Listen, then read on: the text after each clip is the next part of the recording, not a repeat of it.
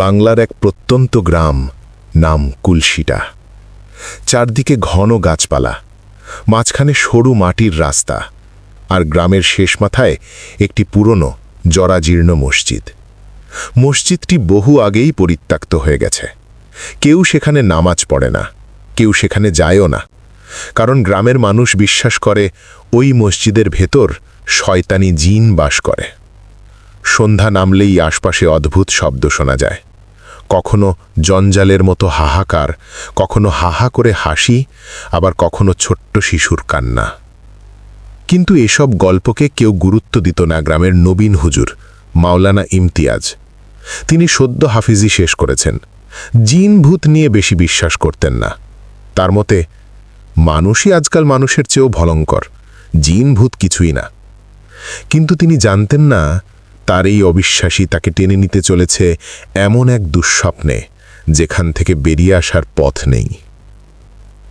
এক সন্ধ্যায় গ্রামের কয়েকজন ছেলে খেলতে গিয়ে হঠাৎ মসজিদের ভেতর থেকে অদ্ভুত কণ্ঠ শুনতে পায়, এই এই যে পানি দে, পানি। কেউ দৌড়ে পালিয়ে আসে, কেউ কান্না শুরু করে। এক ছেলের মুখ নীল হয়ে যায় ভয়তে। গ্রামের লোকজন ছেলেদেরকে নানা পানি পড়া দিয়ে সান্ত্বনা দেয়, কিন্তু ভয়টা কাটে না। পরের দিন গ্রামের মোড়ল ইমতিয়াজ হুজুরকে ডেকে বললেন, হুজুর, মসজিদের ভেতর কিছু একটা আছে, আপনি একটু দেখে আসুন। ইমতিয়াজ হাসলেন, পুরনো জায়গা, বাতাসের শব্দ হবে। গ্রামের সবাই ভয়ে ভয়ে তাকিয়ে রইল।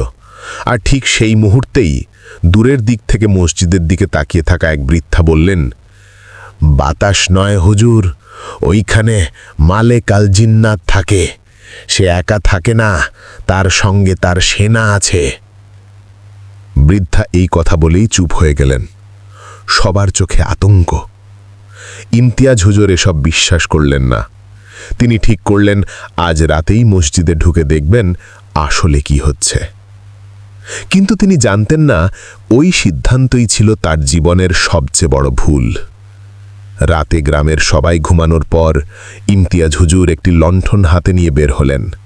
আকাশে চাঁদ নেই, চারিদিকে ঘন অন্ধকার, পোকামাকড়ের গাক, হু হু করে বাতাস, আর অদ্ভুত এক শীতলতা।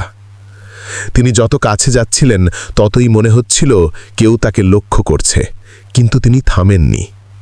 মসজিদের সামনে এসে দেখলেন দেয়াল ফেটে গেছে, জং ধরেছে দরজায়, আর ভেতর থেকে হালকা ধোঁয়া বের হচ্ছে। হুজুর থেমে গেলেন। ধোঁয়া? ওখানে তো কেউ রান্না করে না, কোনো আগুনও নেই। হালকা ভয় হলেও সাহস করে দরজা ঠেলে খুললেন। দরজা খুলতেই ভেতরটা ঝড়ের মতো ঠান্ডা। মসজিদের মেঝেতে পুরনো জায়নামাজ ছড়ানো, দেয়ালে মাকড়সার জাল, আর কোনায় একটি ভাঙা মিক্সের বক্স। কিন্তু সবচেয়ে ভয়ঙ্কর বিষয় ছিল মসজিদের মাঝখানে শুকনো মাটিতে একটি গোল চিহ্ন আঁকা। চিহ্নটি যেন আগুনে পোড়া, লালচে রঙের। চিহ্নের চারপাশে অদ্ভুত কিছু লেখা, আরবি আর সংস্কৃত মিশ্রিত। ইমতিয়াজ হুজুর কাছে যেতেই হঠাৎ লণ্ঠন নিভে গেল। চোখের সামনে অন্ধকার। তিনি কাঁপা গলায় বললেন, কে কে ওখানে?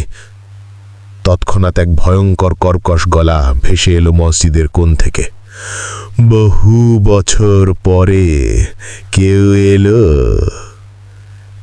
ইমতিয়াজ ঠান্ডায় কেঁপে ওঠেন, গলায় কথা আটকে যায়। তিনি চেষ্টা করে বললেন, আমি আল্লাহর নামে জিজ্ঞেস করছি, তুমি কে? কয়েক মুহূর্ত নীরবতা, তারপরে একই গলা বলল, আমি এই মসজিদের মালিক, যার নাম নিলে মানুষ পাগল হয়ে যায়, যে মানুষের রক্ত খায়। আমি মালেক আল জিন্নাত। হুজুর দাঁড়িয়ে থাকতে পারছিলেন না। তার মনে হচ্ছিল এক অদৃশ্য শক্তি তাকে দেয়ালে ঠেলে চেপে ধরেছে। শ্বাস নিতে কষ্ট হচ্ছে। তার কানে ফিসফিস করে আরেকটি কণ্ঠ বলল, তুমি কেন এসেছ হুজুর? দূরে কোথাও যেন শিশুর কান্না, তারপর আবার হাসির শব্দ, হা হা হা হা হা হা। মসজিদের ভেতর বাতাস ঘুরপাক খেতে শুরু করল। পুরো পরিবেশ অমানসিক অন্ধকারে ঢেকে গেল। হুজুর তাড়াতাড়ি সূরা ফালাক পড়তে শুরু করলেন, কিন্তু যত পড়ছেন ভেতরের অদ্ভুত শব্দ ততই বাড়ছে, যেন কেউ তার কণ্ঠ চেপে ধরতে চাইছে। বাতাসে ভয়ঙ্কর ঘ্রাণ, রক্ত আর পচনের মিশ্রণ। হঠাৎ তিনি অনুভব করলেন কেউ তার কানের পাশে নিঃশ্বাস ফেলছে। ঠান্ডা, জমাট ঠান্ডা। মানুষ আমাকে ডাকেনি, তোমরা ভুল করেছ। হুজুর ভয়ে চোখ বুজে ফেললেন। হঠাৎ তার মনে হলো কেউ তার লণ্ঠনটা আবার জ্বালিয়ে দিল। লণ্ঠন জ্বলতেই মসজিদের মাঝখানে দাঁড়িয়ে থাকা এক ভয়ঙ্কর ছায়া দেখা গেল। লম্বা, খাটো নয়, মানুষের চেয়ে 1.5 গুণ উঁচু, গায়ের রং কয়লার মতো কালো, চোখ দুটো জ্বলছে লাল আগুনের মতো, কিন্তু মুখ নেই, শুধু ফাঁকা গর্ত। হুজুরের হৃৎস্পন্দন থেমে যাবার উপক্রম। ছায়াটি বলল, এই মসজিদের নিচে একটি দরজা আছে, শয়তানের দরজা। ওটা খুলতে আমি বহু বছর অপেক্ষা করছি। তারপর হঠাৎ ইমতিয়াজ হুজুরের দিকে লাফ দিল ছায়াটি। হুজুর চিৎকার করে বেহুশ হয়ে পড়ে গেলেন। অন্ধকার নেমে এলো।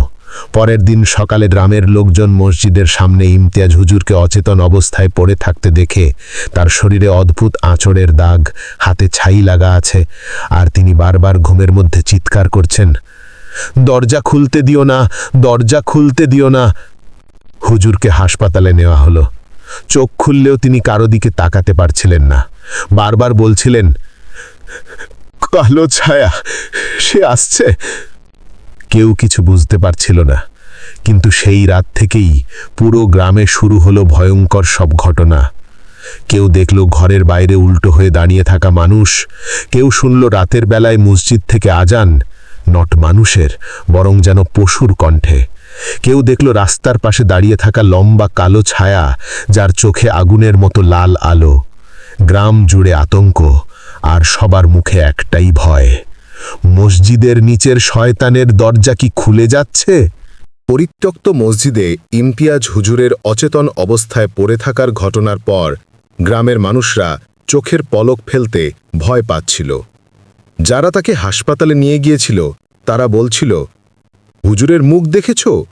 মনে হচ্ছিল যেন রাতভর কেউ তার ঘাড়টা মুচড়ে ধরেছিল। হুজুর জ্ঞান ফিরে পেলেও তার আচরণ সম্পূর্ণ বদলে গেল। চোখের নিচে কালো দাগ, মুখ শুকিয়ে গেছে, আর চোখ দুটো ভয়ঙ্কর আতঙ্কে ভরা। তিনি শুধু একই কথা বলছিলেন, দরজাটা যেন কেউ না খুলে। ওই দরজা খুললে গ্রামটা টিকবে না। কিন্তু কোন দরজা, কোথায় সেটি? তিনি কিছু বলতে পারছিলেন না। মনে হচ্ছিল যেন কোনো অদৃশ্য শক্তি তার মুখ বন্ধ করে রেখেছে। হুজুরের ঘটনার পরদিন দিন দুপতেই গ্রামে একে ভয়ঙ্কর ঘটনা দেখা দিতে লাগল। গ্রামের উত্তরপাড়ার আব্দুল করিম রাতে বাড়ি ফিরছিল। হঠাৎ বটগাছের নিচে শিশুর কান্না, মা মা। করিম থেমে গেল। রাত গভীর, এখানে কোনো শিশু থাকার কথা না। সে কাছে যেতেই হঠাৎ কান্না থেমে গেল। নিস্তব্ধতা। তারপর মাটির নিচ থেকে শোনা গেল, মা, আমায় বের করো। করিম চিৎকার করে দৌড়ে পালিয়ে যায়। পরদিন তার শরীর জ্বরে পুড়তে থাকে, আর সে বারবার বলছিল, মায়ের গলা, বটগাছের নিচে কেউ ডাকে। গ্রামের লোকজন বটগাছের তলায় গেলে মাটিতে অদ্ভুত 3টি সরু খোঁচা দাগ দেখা গেল, যেন কেউ নখ দিয়ে মাটি খুঁড়েছে। তারপর রাত 3টার দিকে শোনা গেল ভাঙা মসজিদ থেকে আজান, কিন্তু সেটা কোনো মানুষের কণ্ঠ ছিল না। শব্দটা যেন 2-3টে কণ্ঠ একসঙ্গে বিকৃত টেনে টেনে বলছে, কখনো নিচু, কখনো চিৎকারের মতো। মহিলারা জানালা দরজা বন্ধ করে দিল। ছোট বাচ্চারা কাঁদতে লাগল। মসজিদমুখী রাস্তার কুকুরগুলো ভয় পেয়ে পালাতে গিয়ে একে অপরকে কামড়াতে লাগল। কেউ কেউ বলল, কণ্ঠটা মানুষের না, গরুর গলার মতো, আবার বিড়ালের মতো। এরপর খুব অল্প কিছু লোক সাহস করে ভোরে মসজিদের সামনে গিয়ে দেখে দরজা প্রায় আধা ফেটে গেছে, আর দরজার নিচে পুরু ছাইয়ের মতো কালো ধোঁয়া বের হচ্ছে। এই সব ঘটনার মাঝেই হাসপাতালে শুয়ে থাকা ইমতিয়াজ হুজুর প্রতি রাতে একই দুঃস্বপ্ন দেখছিলেন। তিনি দেখতেন মসজিদের নিচে লাল আগুন জ্বলছে, এক বিশাল দরজা যার গায়ে অদ্ভুত সব চিহ্ন।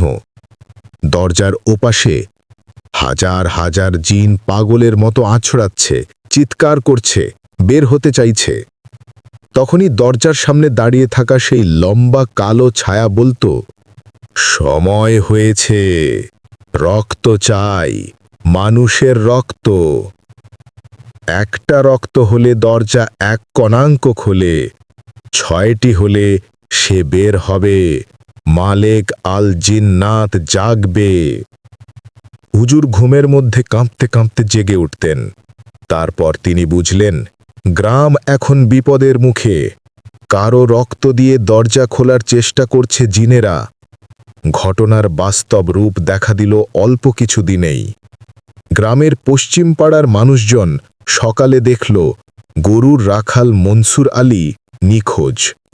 সে রাতে গরু বেঁধে বাড়ি ফিরছিল। তারপর আর কেউ তাকে দেখেনি। গ্রামের লোকেরা খুঁজতে বের হল। অবশেষে দুপুরের দিকে মসজিদের দক্ষিণ পাশের জঙ্গলে পাওয়া গেল তার দেহ। দৃশ্যটা এত ভয়ঙ্কর ছিল যে যিনি প্রথম দেখেছিলেন তিনি নিচে বসে বমি করতে লাগলেন। মনসুর আলীর দেহ গাছের শেকড়ের সঙ্গে ঝুলছে। তার শরীর ছেঁড়া না, কাটা ছেঁড়াও না, বরং তার শরীরের সব রক্ত নেই। দেহটা মমির মতো শুকনো। চোখ দুটো তালগোল পাকিয়ে আছে, জিহ্বা বের হয়ে আছে। গলার ওপর লম্বা 3টে ফালা দাগ, যেন বিশাল নখ টেনে দিয়েছে। মাটিতে একটি শব্দ খোদাই করা ছিল, 1 বাকি 5। গ্রামের সবাই পাগলের মতো চিৎকার করছিল, এটা মানুষের কাজ না, এটা জিনেদের কাজ। এ খবর যখন হাসপাতালে পৌঁছালো, ইমতিয়াজ হুজুরের হৃদস্পন্দন থেমে যাওয়ার মতো অবস্থা। তিনি কাঁদতে কাঁদতে বললেন, আমি বলেছিলাম দরজা খুলছে, মালেক আল জিন্নাত জেগে উঠছে। এখন সে বাকি 5 রক্ত নেবে। গ্রামের সবার মুখ সাদা হয়ে গেল। হুজুর ধীরে ধীরে কথা বলতে থাকলেন। এই গ্রামে বহু বছর আগে, প্রায় 1.5 শতক আগে, একজন শক্তিশালী ঔলিয়া ছিলেন। তিনি এক ভয়ঙ্কর জিনকে বন্দি করে মসজিদের নিচে একটি অগ্নি দরজায় আটকে দেন। সেই জিনের নাম মালেক আল জিন্নাত। জিনদের রাজা নয়, তার থেকেও ভয়ঙ্কর, নরখাদক জিনের শাসক। হুজুর আরো বললেন, ওকে বন্দি করা হয়েছিল 6 স্তরের তালা দিয়ে। প্রতিটা তালা খুলতে লাগে একটা মানুষের জীবন। যদি 6টা জীবন নেয়, দরজা খুলে যাবে আর সে পৃথিবীতে ফিরে আসবে। গ্রামবাসীরা কাঁদতে কাঁদতে হুজুরের হাত ধরল। একজন বলল, তাহলে মনসুরের মৃত্যুর পর প্রথম তালাটা খুলে গেছে? হুজুর চোখ নামিয়ে বললেন, হ্যাঁ, এখন বাকি 5। আর যদি 5টি রক্ত নেয়, আমরা কেউ বাঁচব না। গ্রাম জুড়ে আতঙ্ক। মানুষ সব দরজা জানালা বন্ধ করে। কিন্তু ভয় সেখানেই শেষ হয় না। সেদিন রাতেই সবাই শুনল মসজিদের দিক থেকে গর্জনের মতো আওয়াজ, 2। মানুষ আতঙ্কে জমে গেল। তারপর চারদিকে মরা বাতাস বইল। মনে হচ্ছিল যেন হাজার বাঘ একসঙ্গে গর্জন করছে। এক বৃদ্ধা বললেন, অন্য রক্ত খুঁজছে। আজ রাতে গ্রামের প্রতিটি পরিবার দোয়া পড়ছিল। তখনই খালের ধারে কুকুরগুলো চিৎকার করতে করতে ছুটে পালাতে লাগল।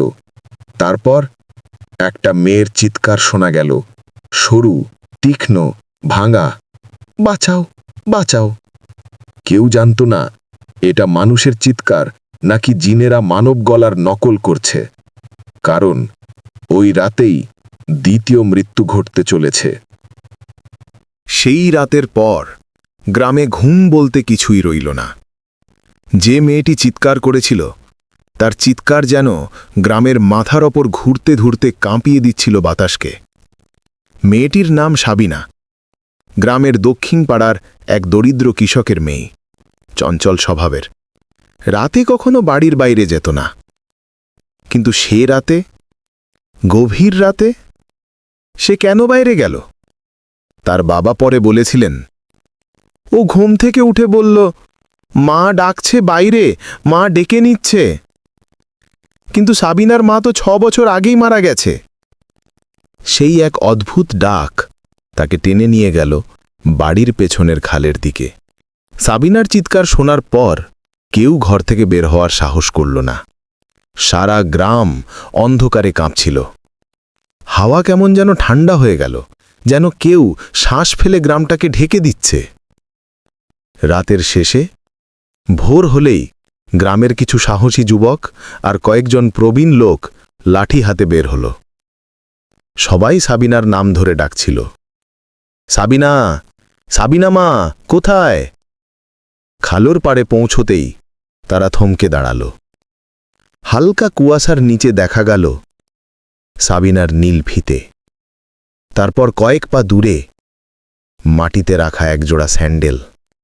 আরও একটু দূরে রক্ত, লাল, জমাট, খালের পানিতে মিশে আছে। একজন বলল, দেখো, দেহ নেই। আরও সামনে এগোতেই তারা দেখল বাঁশঝাড়ের ভিতর বসে আছে সাবিনার শরীর। না, ঠিক শরীর বলা যায় না, শরীর শুকিয়ে কাঠ হয়ে গেছে, চামড়া যেন মুড়ে গিয়েছে। চোখ দুটো কোটর থেকে বের হয়ে আছে, কিন্তু মুখটা ছিঁড়ে হাসির মতো করে তুলে রাখা, যেন তাকে জোর করে হাসানো হয়েছে।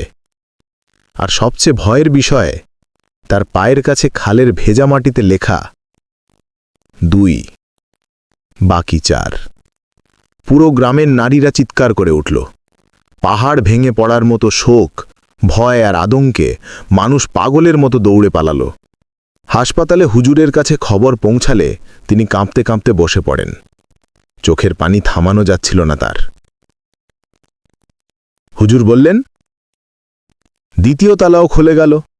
এখন মালেক আল জিন্নাত আরও শক্তিশালী হয়ে উঠবে, আর সে এবার খুঁজবে এমন কাউকে যার রক্তে ভয় বেশি, যাকে কাঁদিয়ে খেতে পারে।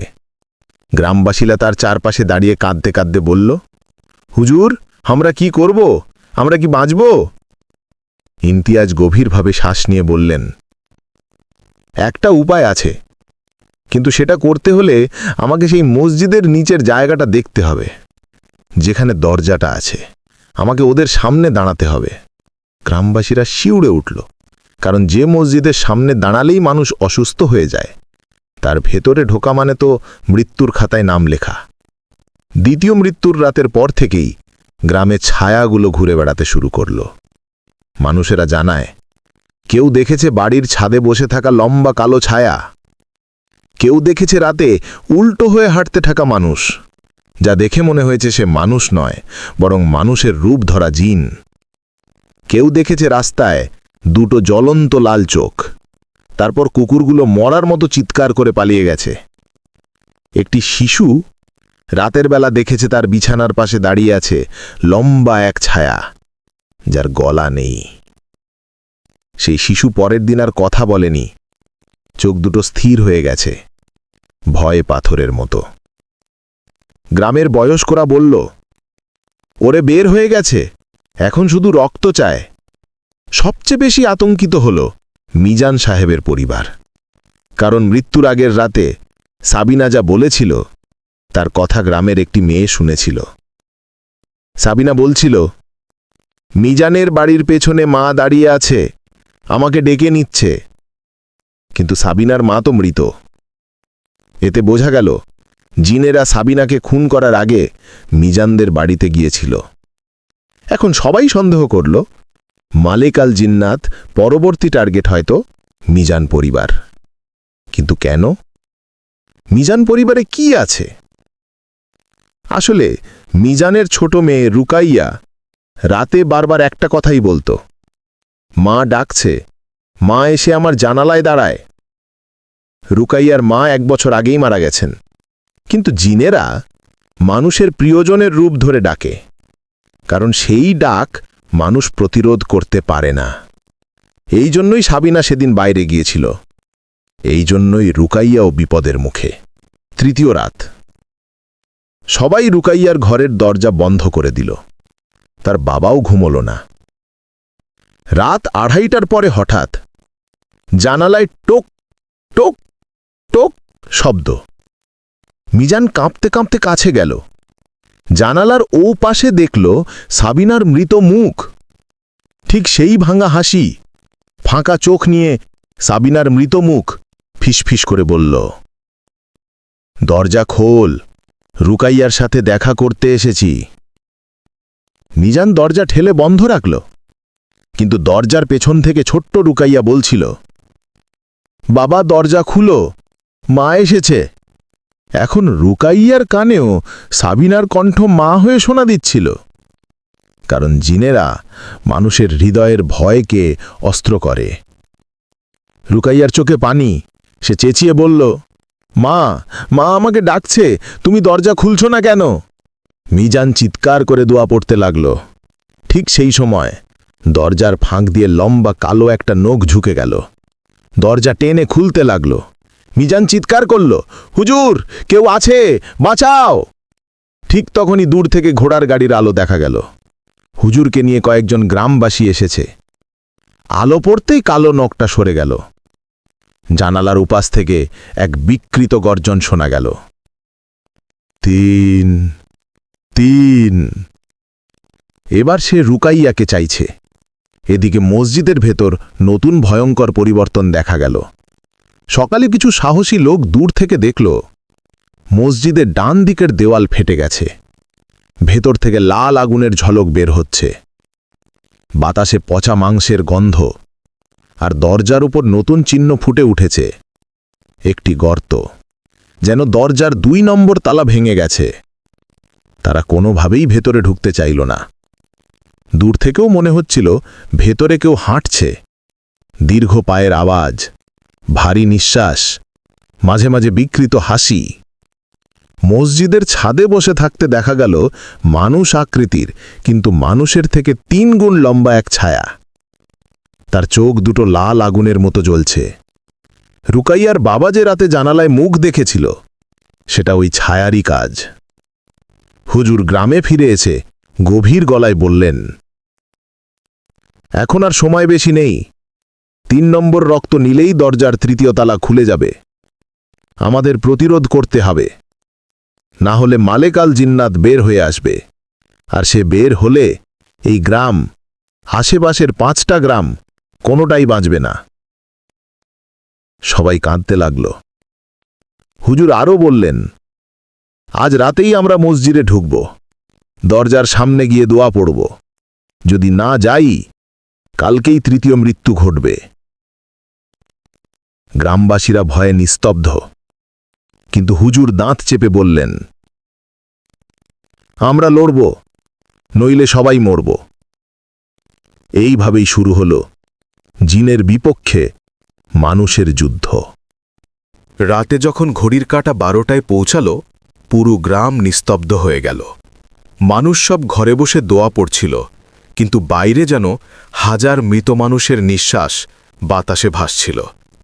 আজকের রাতটা ছিল অন্যরকম। 2টি মৃত্যু হয়ে গেছে, 3য়টির সময় ঘনিয়ে আসছে। এই রাতেই ইমতিয়াজ হুজুর ঘোষণা দিলেন, আজ আমরা সেই দরজা দেখতে যাব যেখানে মালেকাল জিন্নাত বন্দী। গ্রামের সবচেয়ে সাহসী 12 জন মানুষ লাঠি, আগুনের মশাল আর দোয়া পড়া কাপড়ে নিজেদের প্রস্তুত করল। তাদের মধ্যে মিজানও ছিল, কারণ সে তার মেয়ে রুকাইয়াকে বাঁচাতে চায়। হুজুর তাদের বললেন, যখনই ভিতরে প্রবেশ করবে, কেউ পেছনে ফিরবে না, কারণ পেছনে তাকালেই ওরা তোমাদের ভয়কে ধরে টেনে নেবে। সবাই মাথা নেড়ে হাঁটা শুরু করল ভাঙা পুরনো মসজিদের দিকে। যখন তারা মসজিদের কাছে পৌঁছাল, হঠাৎ বাতাস ঠান্ডা হয়ে গেল, যেন বরফের জল শরীরে ঢেলে দেওয়া হলো। মসজিদের ভেতর থেকে আসছিল ভারী শ্বাস, গর্জনের শব্দ, আর মাঝে মাঝে ভাঙা হাসি। ছায়াগুলো মসজিদের ভেতর মরছিল, গরুর মতো বড় বড় পায়ে হেঁটে যাওয়ার শব্দ আসছিল। হুজুর বললেন, বিসমিল্লাহ বলে ঢুকো, চোখ নামিয়ে রাখো, দোয়া পড়ো। সবাই পা কাঁপতে কাঁপতে ঢুকল। ভেতরে ঢুকতেই প্রথমেই দেখা গেল মেঝে ভাঙা, চারদিকে ছাই, জানালার কাঁচ নেই, জালের মতো ফাটল ছড়ানো, আর দেয়ালে অদ্ভুত কালো চিহ্ন, যেন আগুনে পড়া মানুষের হাতের ছাপ। ছাদের ওপর কিছু ছিল, বড় কিছু, যেন দড়ি টানলে ছাদ নড়ছিল। মিজান সাহস করে টর্চের আলো ছাদের দিকে ফেলতেই আলো পড়ল দুইটা লাল চোখের ওপর। সেই চোখ দুটো হঠাৎ নড়ল। ছাদ থেকে একটা লম্বা ছায়া উল্টো হয়ে তাদের দিকে তাকিয়েছিল, যার দুই হাতের বদলে ছিল চারটি লম্বা নোকওয়ালা হাত। হুজুর চিৎকার করে বললেন, টর্চ বন্ধ, পেছনে তাকিও না, শুধু দোয়া পড়ো। সবাই টর্চ বন্ধ করল।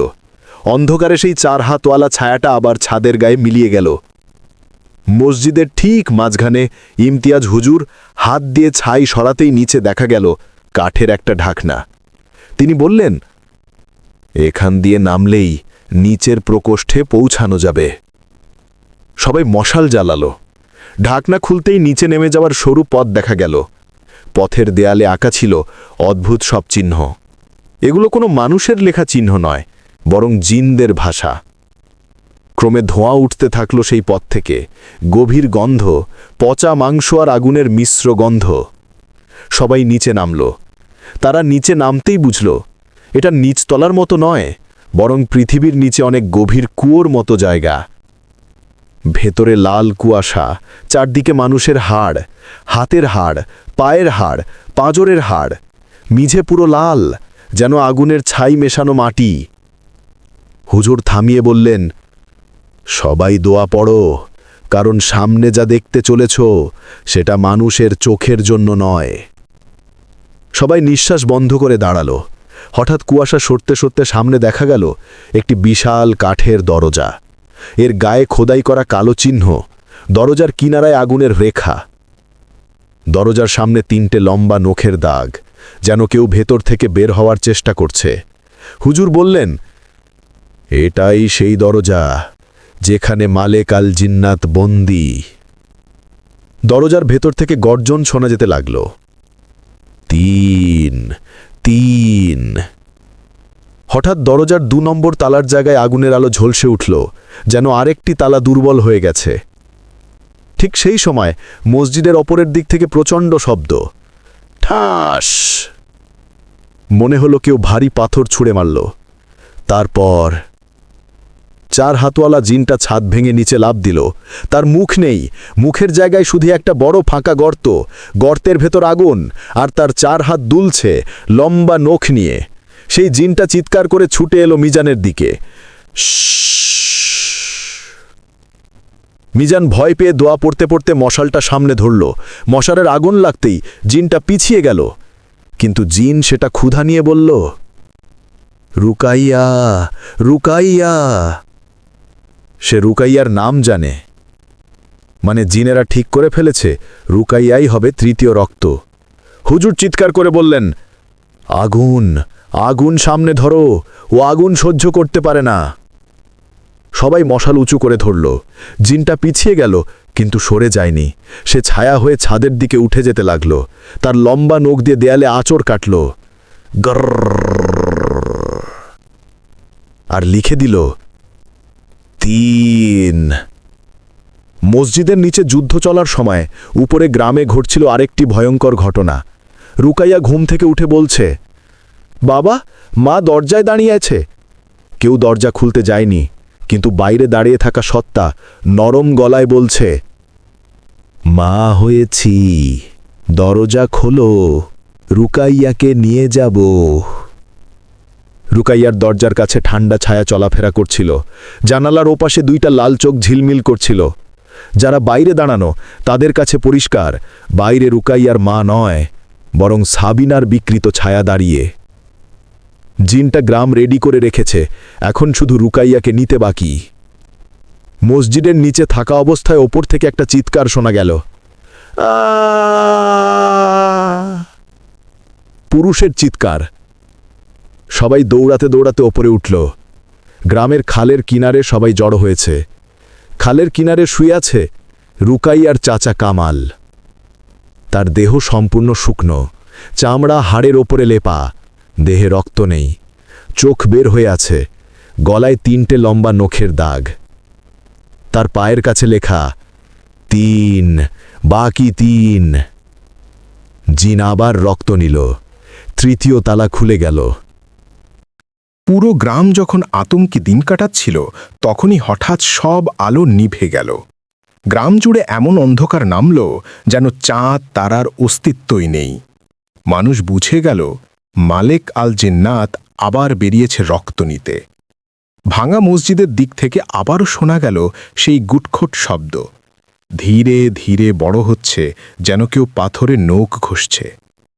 তারপর 4। একটি গম্ভীর বিকৃত আগুনের নিচে গর্জনের মতো কণ্ঠ গ্রাম জুড়ে প্রতিধ্বনিত হল। সবাই বুঝল চতুর্থ রক্তের সময় এসে গেছে। হাশেম আলী গ্রামের এক সাধাসিধে মানুষ, কাজ শেষে মসজিদের পাশে জেনারেটর চালিয়ে আলো ঠিক করার চেষ্টা করছিল। অন্ধকার এত বেশি যে সে নিজের হাতও দেখতে পাচ্ছিল না। হঠাৎ পেছন থেকে কারো নিঃশ্বাস, খুব ঠান্ডা, বরফের মতো। হাশেম হাশেম চমকে ফিরে তাকালো, কিন্তু কেউ নেই। সে ভেবেছিল গ্রামের কেউ হয়তো দুষ্টুমি করছে, তাই আবার কাজে মন দিল, কিন্তু এবার শব্দটা আরও কাছে। হাশেম, দরজা খুলে দাও। হাশেমের বুক কেঁপে উঠল, কারণ কণ্ঠটা যেন ভিতর থেকে কেউ ফাতিয়ে বলছে, মানুষের গলা নয়। তার চোখের সামনে হঠাৎ দেখা গেল মসজিদের ভাঙা দরজার পাশে দাঁড়িয়ে আছে এক লম্বা কালো অবয়ব।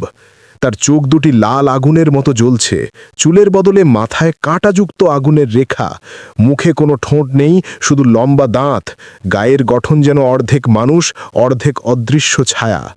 এটা মালেক নয়, এটা মালেকেরই একজন দাস, নিশ আত্মান, রক্ত সংগ্রহকারী জিন। জিনটি হাসি মুখে বলল, একটা রক্ত চাই, দরজা খুলবে? হাশেম দৌড়াতে চাইল, কিন্তু তার পায়ে যেন শেকল পড়ে গেল। মাটির নিচ থেকে কালো ধোঁয়া উঠে তার গোড়ালি পেঁচিয়ে ধরল। চারপাশে থাকা অন্ধকার যেন হঠাৎ তাকে গিলে ফেলল।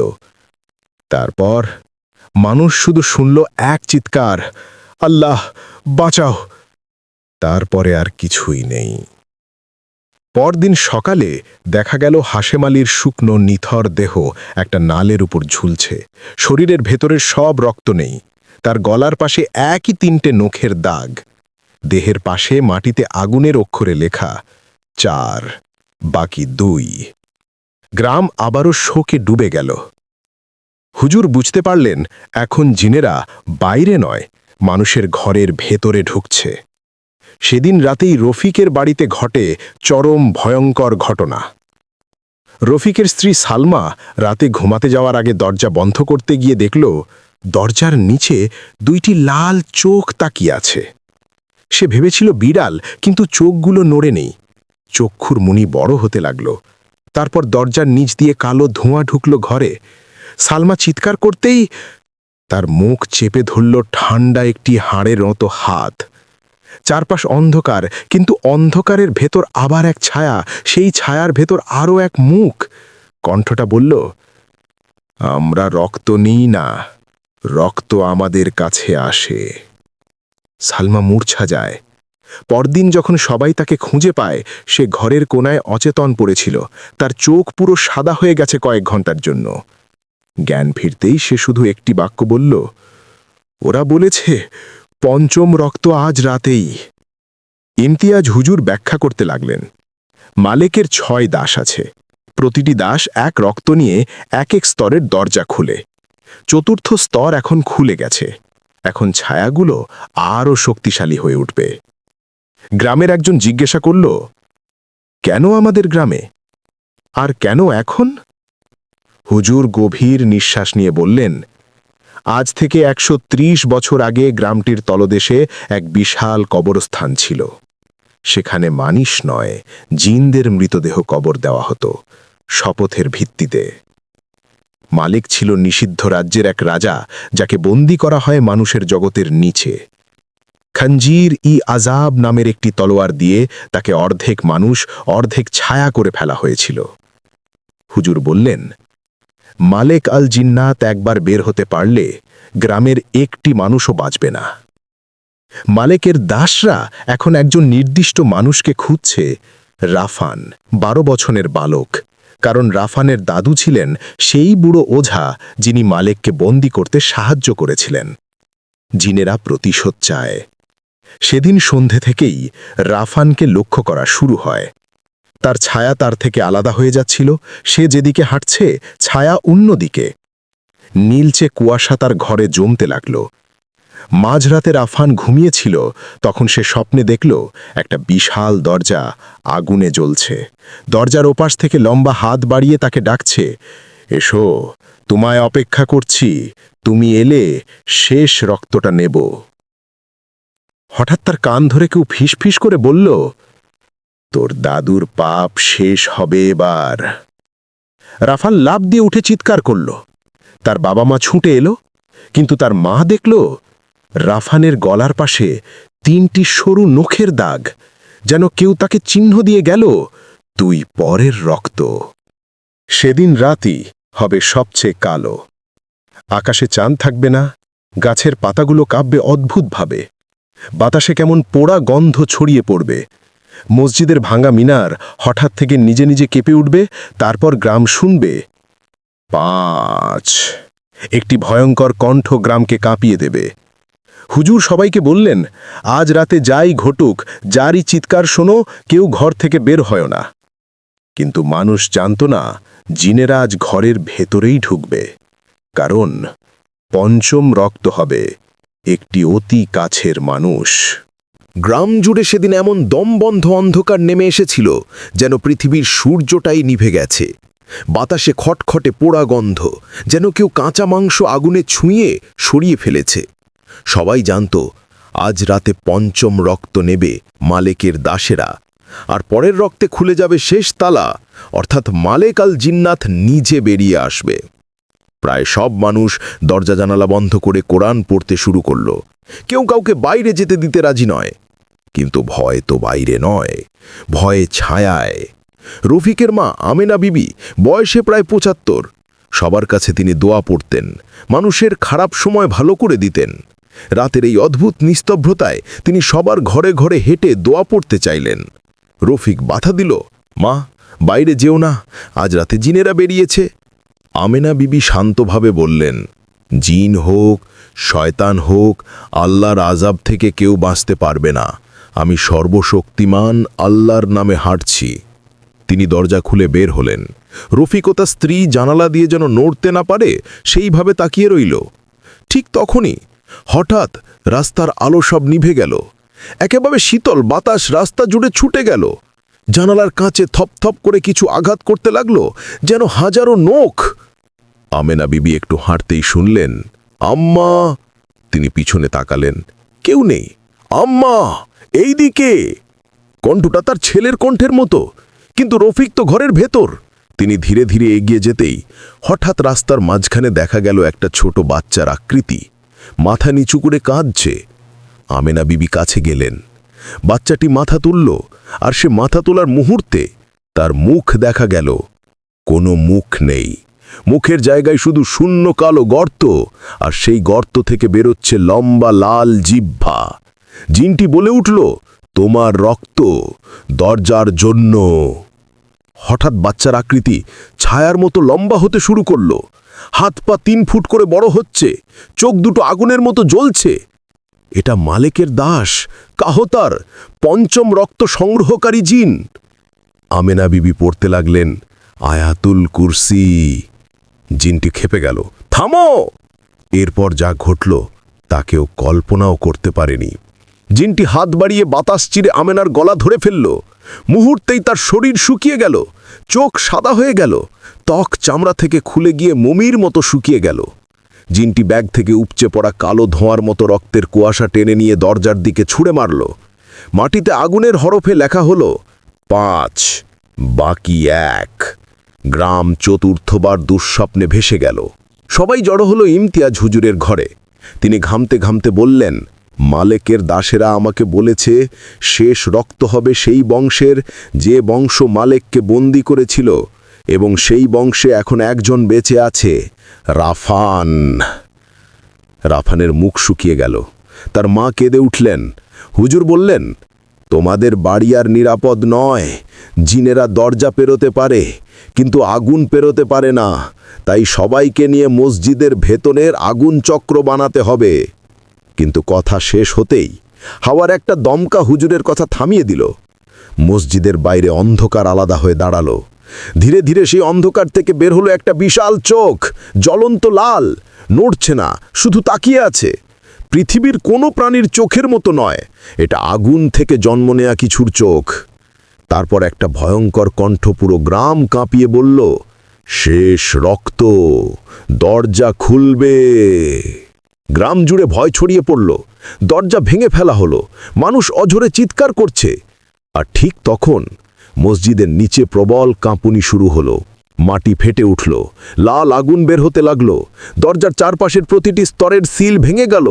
ঢাম ঢাম ঢাম ঢাম ঢাম ঢাম ঢাম। 6টা সিলেই আগুনের বিস্ফোরণ। মাটির নিচে থাকা সেই দরজা ফেটে গেল। তারপর বিশাল একটি শরীর বের হয়ে এলো অন্ধকার থেকে। মালেক আল জিন্নাত, নরখাদক রাজা, অর্ধেক মানুষ অর্ধেক ছায়া, চোখ জ্বলন্ত আগুন, মুখ থেকে ধোঁয়া বেরোচ্ছে। তার উচ্চতা মানুষের 3 গুণ, হাতের নখ ছুরির মতো লম্বা। সে আকাশের দিকে তাকিয়ে চিৎকার করে বলল, আমি ফিরে এসেছি। আকাশ কেঁপে ওঠে, গাছের ডাল ভেঙে পড়ে। তারপর সে রাফানের দিকে তাকিয়ে বলল, ছেলেটি, তুমি শেষ রক্ত। রাফানের মা চিৎকার করে তাকে জাপড়ে ধরলেন। হুজুর দাঁড়িয়ে চিৎকার করে বললেন, মালেক থামো, তোমাকে আল্লাহর নামে আদেশ করছি। মালেক হাসল। তার হাসি মানুষের নয়, থরথর গর্জনের মতো। তুমি কে আমায় আদেশ দেবার? তুমি সেই বংশের কিছুই না। মালেক তার আগুনের হাত ছুঁড়ে মারল। হুজুর ছিটকে পড়ে গেলেন। তারপর মালেক এগিয়ে গেল রাফানের দিকে। রাফানের বাবা দৌড়ে ঘরে গিয়ে পুরানো কাঠের সিন্দুক ভেঙে বের করলেন একটা ছোট ছুরি, পুরোটাই কালো, ধার রক্তবর্ণ। ইমতিয়াজ হুজুর চিৎকার করে বললেন, ওটাই খঞ্জির এ আজাব, যে তলোয়ারে মালেককে প্রথম কেটে ছায়া বানানো হয়েছিল। মালেক পেছন ফিরে চিৎকার করল, না, ওই অস্ত্র মানুষের কাছে কেন? রাফানের বাবা সেই ছুরি হাতে দৌড়ে মালেকের দিকে ঝাঁপিয়ে পড়লেন। মালেক তাকে আগুনে ছুঁড়ে মারতে চাইল, কিন্তু ছুরির আঘাত তার কাঁধে লাগতেই হঠাৎ তার শরীর থেকে আগুন ফেটে বের হলো। মালেক গর্জে উঠল, আ! তার বিশাল দেহ কাঁপতে লাগল। চোখের আগুন নিভে নিভে উঠছে, হাতের ছায়া ভেঙে যাচ্ছে। রাফান ভয় পেয়ে ছুরি তুলে আরও একবার আঘাত করল। মালেক দমবন্ধ হয়ে মাটিতে পড়ে গেল। তার ছায়া ধোয়ার মতো মিলিয়ে গেল। তার আগুনের দরজা ধীরে ধীরে নিজেরাই বন্ধ হতে লাগল। মাটির নিচে আগুন নিভে গেল। পুরো গ্রামে শান্ত একটা বাতাস বইল। মালেক শেষ হয়ে গেল, কিন্তু তার কণ্ঠ মাটির নিচে প্রতিধ্বনিত হল, আগুন নিভল না, আমি আবার ফিরব, রক্ত না পেলেও ছায়া দিয়ে ফিরব। গ্রাম আবার নিস্তব্ধ হয়ে গেল। রাফান আকাশের দিকে তাকিয়ে দেখতে পেল একটা পাতলা কালো কুয়াশা মেঘের ভিতর লুকিয়ে মিলিয়ে যাচ্ছে। হুজুর বললেন, ও সম্পূর্ণ মারা যায়নি, শুধু বন্দী হয়েছে। এই গ্রামকে এখন 100 বছর সতর্ক থাকতে হবে। গ্রামের মানুষ ভোরের আলো পর্যন্ত জেগে রইল। কেউ আর সেই মসজিদের কাছেও যেতে সাহস পেল না। আর রাফান, তার গলার 3টে দাগ আজীবন থেকে যাবে, একটা চিহ্ন যে সে একদিন মুখোমুখি হয়েছিল মালেক আল জিন্নাতের। কবরস্থানটা গ্রাম থেকে অনেকটা দূরে। 3 দিক জঙ্গল আর একদিক শুকনো বিল। সূর্য ডোবার পর জায়গাটা এমন নীরব হয়ে যায় যে মনে হয় মৃত্যুই যেন এখানে পাহারা দেয়। গ্রামের লোকজন একেবারে মৃতের রাজ্য, কারণ রাতে এখানে অদ্ভুত সব আওয়াজ শোনা যায়। লোকজনের বিশ্বাস এখানে থাকে এক অদৃশ্য জিন, যে মানুষকে চোখে দেখা দেয় না, কিন্তু তার ছায়া দেখা যায়। আর তার ছায়া দেখলে মানুষ জীবিত থাকলেও তার মস্তিষ্ক বেঁচে থাকে না। মৌলভী রহিম ছিলেন 50 ঊর্ধ্ব, পরিচিত ঝাড়ফুঁককারী। কোরআন হাদিস জানেন গভীরভাবে। এক সন্ধ্যায় গ্রামের 4-5 জন মুরব্বী এসে বলল, মৌলভী সাহেব, কবরস্থানে ভয়ঙ্কর কিছু হচ্ছে। রাতে হাঁটার শব্দ, শিশুর কান্না, মানুষ আর যেতে পারছে না। রহিম সাহেব তাদের কথা শুনে দীর্ঘশ্বাস ফেললেন। জায়গাটা সম্পর্কে তিনি আগেও শুনেছেন। ধীরে বললেন, হাঁটার শব্দ কি মানুষের মতো? মুরব্বী মাথা নিচু করে উত্তর দিল, মানুষের মতো, আবার মনে হয় মানুষের না। মাঝরাতে কবরের ওপর দিয়ে চলে যায়। সেই রাতেই সিদ্ধান্ত হল, মৌলভী সাহিম কবরস্থানে যাবেন। সাথে থাকবে 2 জন, মনসুর আর করিম। রাত 10:30। চাঁদ নেই, আকাশে কুয়াশা ঝুলে আছে। জোনাকি পোকা পথ দেখায় মাঝে মাঝে। কবরস্থানের কাছে আসতেই করিম থেমে গিয়ে ফিস ফিস করে বলল, মৌলভী সাহেব, এই গন্ধটা টের পাচ্ছেন? একটা তীব্র পচা মাংসের গন্ধ বাতাসে ভাসছে। রহিম থমকে দাঁড়ালেন। কুচকে যাওয়া নাকে ঠান্ডা স্রোত লাগল। গেটের কাছে এসে তারা আরও অবাক হল, কারণ তালা নেই, গেট আধখোলা। মনসুর বলল, আমি বিকেলেও তালা লাগিয়ে গেছি, এটা খুলল কে? রহিম কিছু না বলে সামনে এগোলেন। শুকনো ঘাসের ওপর তাদের জুতার শব্দে কেমন যেন অদ্ভুত প্রতিধ্বনি হচ্ছিল। হঠাৎ করিম থেমে গিয়ে বলল, শুনেন, কেউ যেন কবরের ওপর হাঁটছে। 3 জন কান পেতে শুনল। মাঝখানের কবর সারির ভিতর দিয়ে ধীরে হাঁটার শব্দ, কিন্তু কাউকে দেখা যাচ্ছে না। রহিম বললেন, পিছনে তাকাস না, সামনে চলো। কবরস্থানের ভিতরে ছিল এক পুরনো ভাঙা মসজিদ। ছাদের অর্ধেক ভেঙে পড়েছে, দেওয়াল ফাটা। মসজিদের ভিতর থেকেই এখন পচা গন্ধটা বেশি আসছে। ভেতরে ঢোকার আগে রহিম আয়াত পড়লেন।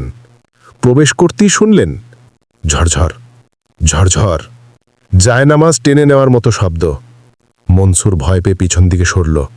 মৌলভী সাহেব, আমি তো আর এগোতে পারবো না। রহিম কঠিন গলায় বললেন, ভয় দেখাতে চায়, ভয় দেখাবি না, আয়। তারা ভিতরে ঢুকল। অন্ধকারে হঠাৎ রহিম দেখলেন এক কোণে পড়ে থাকা একটা পুরনো পাঞ্জাবি নিজে নিজেই নড়ছে। মনসুর বলল, হাওয়া লাগছে নাকি? রহিম কাছে গিয়ে পাঞ্জাবি স্পর্শ করলেন। পাঞ্জাবি বরফ ঠান্ডা, আর তার নিচের মাটি নরম, যেন কেউ একটু আগেই সেখানে দাঁড়িয়েছিল। ঠিক তখনই মসজিদের পেছন থেকে শিশু কণ্ঠের কান্না ভেসে এলো, উহ, মা, মা। এটা শুনে করিমের মুখ সাদা হয়ে গেল। মৌলভী সাহেব, বাচ্চাদের কবরের দিক থেকে আসছে। রহিম পেছনের ভাঙা দেওয়াল দিয়ে বের হলেন। 2 জন ভয় পেলেও গেল। পিছনে ছোট ছোট কবর, সব শিশুর, কিন্তু কাউকে দেখা গেল না। হঠাৎ বাতাস থেমে গেল। কবরস্থান পুরো নিস্তব্ধ। ঠিক তখনই পাশের অশ্বত্থ গাছটা কেঁপে উঠল, করর ধর। একটি কালো অদৃশ্য ছায়া খুব দ্রুত তাদের পাশ দিয়ে চলে গেল। বাতাস ঠান্ডা হয়ে উঠল। করিম কেঁদে বলল, ও মানুষ না, ও আমাদের পাশ দিয়ে গেল। রহিম শান্ত গলায় বললেন, এটা জিন, আর ভয় দেখাই তার শক্তি, পিছনে তাকাস না। তারা সামনে গিয়ে দেখল একটি শিশুর কবরের ওপর কাদামাখা পায়ের ছাপ, কিন্তু মানুষের পায়ের মতো না, আঙুল 4টে আর নখ লম্বা।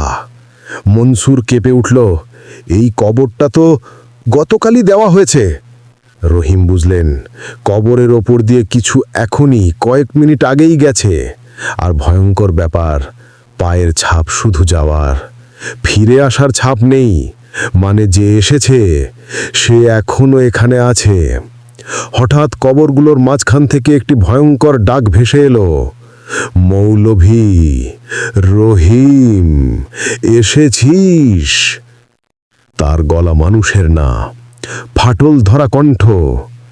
একই সঙ্গে 3 দিক থেকে আসা। করিম চিৎকার করে উঠল, ও আমার নাম কিভাবে জানে? রহিম বললেন, জিন মানুষের চিন্তা পড়ে ফেলতে পারে। হঠাৎ মাটি কেঁপে উঠল। একটা কবরের মাটি ধীরে ফেঁপে উঠছে। তারপর একটা কালো ছায়া মাটি ভেদ করে উঠতে থাকলো। মানুষের শরীর না, অন্ধকার থেকে তৈরি এক দেহ। মাথা নেই, ছায়া, শুধু ছায়া। মনসুর কেঁদে বলল, ও আমাদের দিকে আসছে। কালো ছায়াটা হাত বাড়ালো, তার দেহ ছিঁড়ে কালো ধোঁয়া বেরোচ্ছে। রহিম চিৎকার করে বললেন, পিছনে তাকাস না, চোখ নিচু রাখ। কিন্তু ঠিক তখনই ছায়াটা এগিয়ে এসে তাদের সামনে দাঁড়ালো। তারপর প্রথমবারের মতো কথা বলল, এই কবরস্থান আজ থেকে আমার। রহিম সাহেব বললেন, মাটি আল্লাহর, তোর নয়। কালো ছায়াটার দেহ কাঁপল এবং হঠাৎ সে অসুরের মতো গর্জে উঠে রহিমের দিকে ঝাঁপিয়ে পড়ল।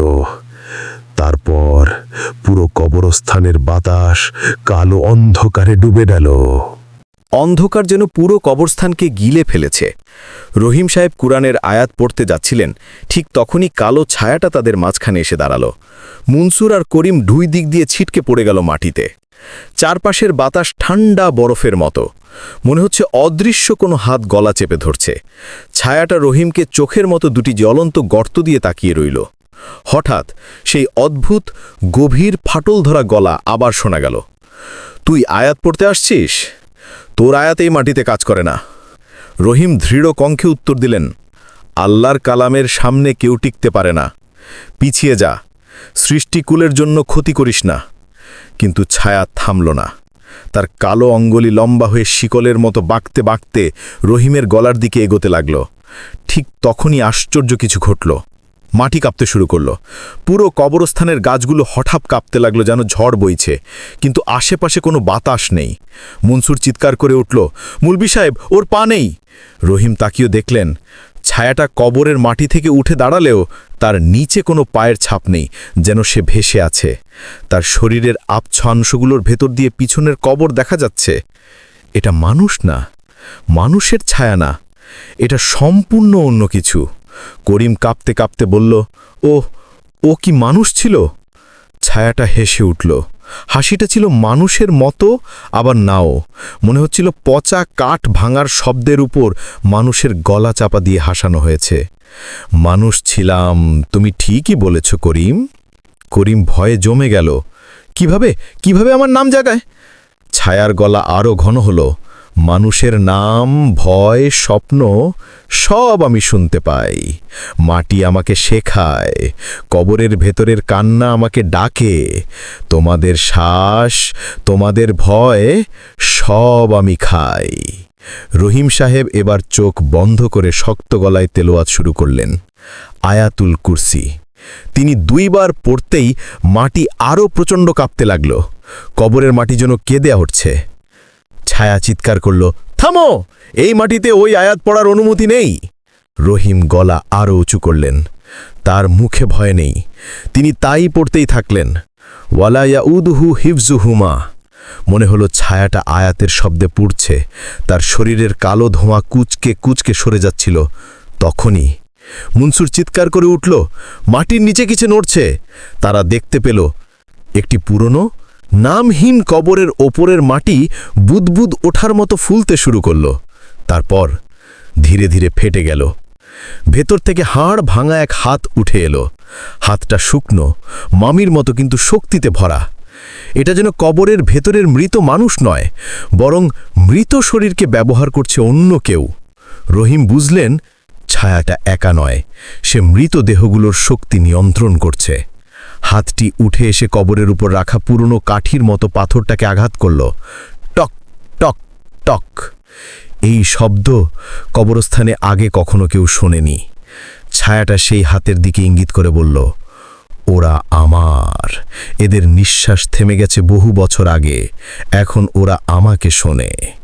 করিম এবার কেঁদে ফেলল, আমি আর থাকতে পারবো না, দৌড়াই। সে দৌড় দিতে যাবে, ঠিক তখনই ছায়ার লম্বা কালো আঙ্গুলি তার হাঁটু জড়িয়ে ধরল। করিম মাটিতে লুটিয়ে পড়ল চিৎকার করে। রহিম ভয় পেলেন, কিন্তু দৌড়াননি। তিনি এগিয়ে এসে করিমকে টেনে ছায়ার হাত থেকে সরিয়ে আনতে চেষ্টা করলেন। হঠাৎ ছায়া বিষাক্ত হেসে বলল, তোর পড়া আয়াতের শক্তি কম।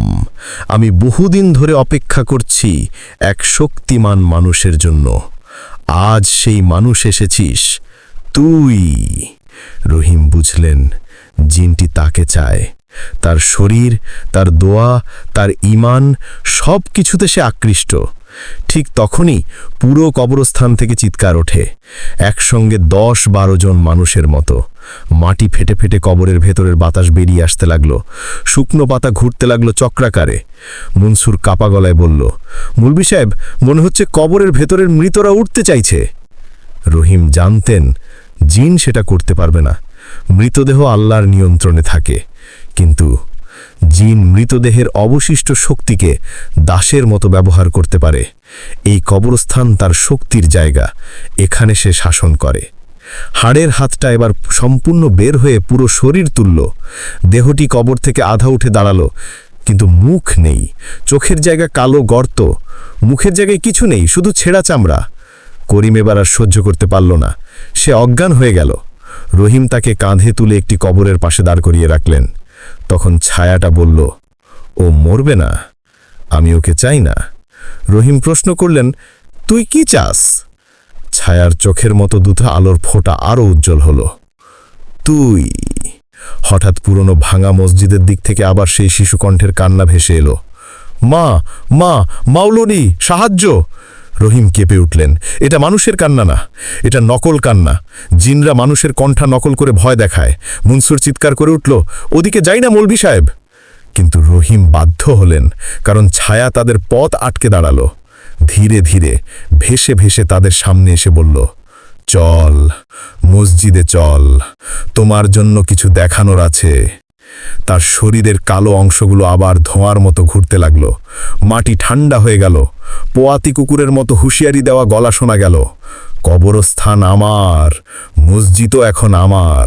তুই দেখতে আস আমি কিভাবে এই মাটি শাসন করি।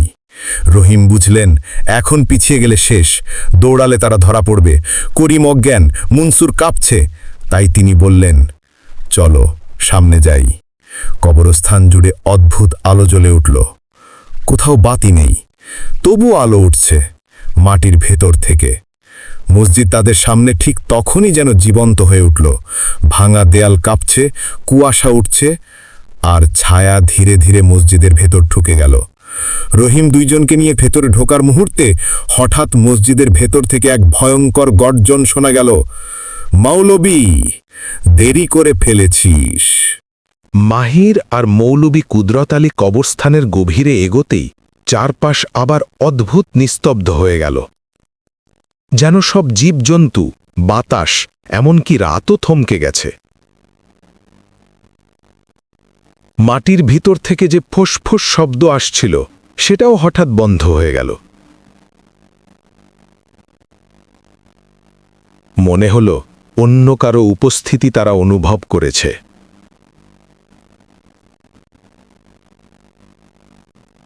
মাহির থেমে দাঁড়াল, হুজুর, এ নীরবতা ভালো লাগছে না। মৌলবী ধীরে বললেন, চুপ, কিছু একটা আমাদের দেখছে, চোখে না দেখা গেলেও তার অস্তিত্ব আছে।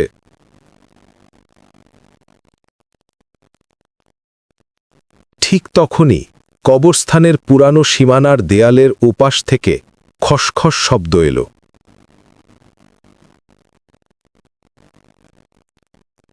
যেন কেউ দেয়ালের উপরে বসে তাদের দিকে তাকিয়ে আছে।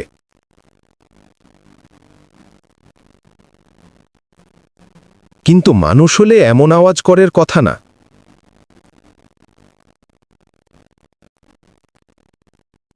সেই শব্দের ভিতরে অদ্ভুত এক কেঁপে ওঠা ছিল, যেন গোঙানির মতো।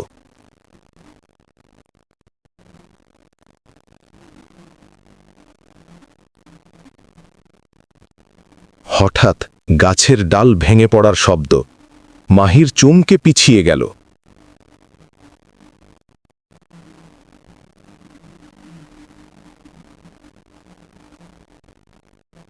মৌলবী তাকিয়ে দেখলেন, ডাল ভেঙে পড়লেও কোনো বাতাস নেই, গাছটি স্থির। ডালটি যেন নিজে থেকেই ভেঙে পড়েছে।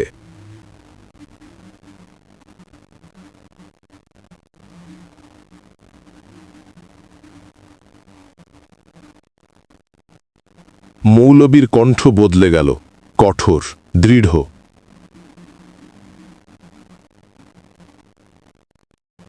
এটা মানুষের কাজ নয়। দেয়ালের পাশে থাকা বড় অশ্বত্থ গাছটির ফাঁকে ফাঁকে হঠাৎ কালো ছায়া নড়ল।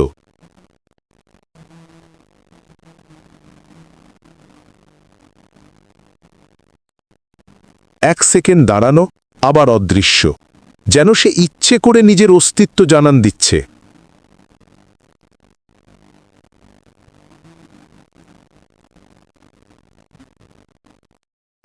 মাহির সাহস সঞ্চয় করে গাছের দিকে তাকাতেই দুইটা লাল আগুনের মতো জ্বলন্ত চোখ তাকে সোজা লক্ষ্য করে তাকিয়ে আছে।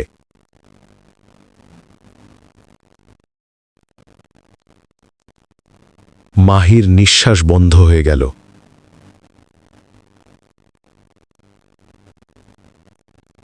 মাহির নিঃশ্বাস বন্ধ হয়ে গেল। হুজুর, ওটা কি চোখ? মৌলবী মাথা নাড়লেন। হ্যাঁ, আর মানুষে চোখ না।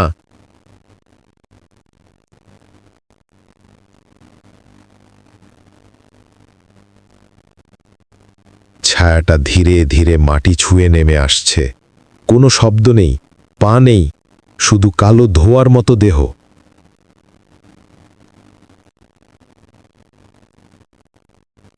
চোখ দুটি এত লাল যে অন্ধকার ছিদ্র করে জ্বলে উঠছে। হঠাৎ ছায়াটি মাটির কাছাকাছি নেমে এসে অদ্ভুত ভাঙা গলায় বলল,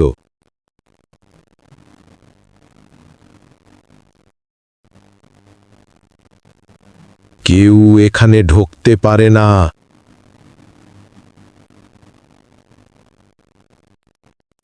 মাহিরের শরীর কাঁপতে লাগল। সে শব্দ যেন মানুষের নয়, খুব গভীর, ফাটল ধরা আর ভয়ঙ্করভাবে ধীর।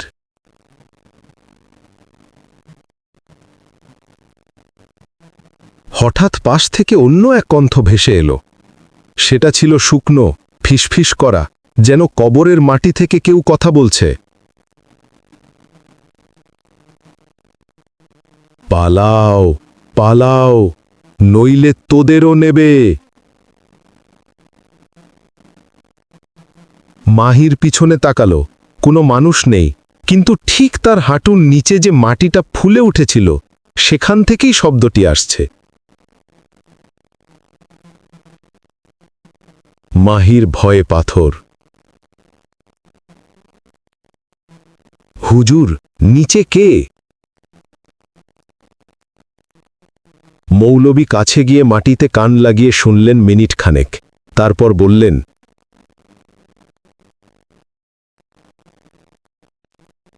এটা কোনো মৃত মানুষ নয়, এটা সেই জিন, মৃতের কণ্ঠ নকল করে আমাদের দুর্বল করার চেষ্টা করছে।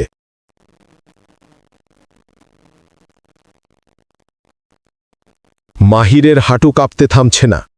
যে কালো ছায়াটা গাছের উপরে ছিল, সেটা এবার পুরোপুরি মাটিতে নেমে এলো।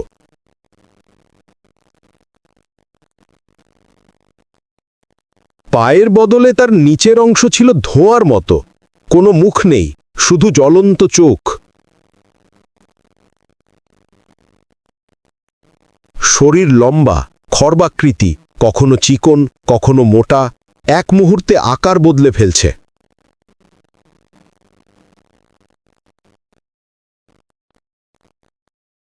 মনে হয় যেন বায়ু ঢুকে বেরোচ্ছে।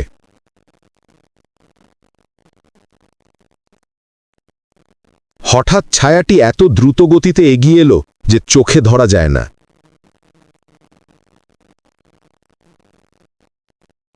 একটা ঠান্ডা ঝড়ের মতো শব্দ হলো, সাঁ।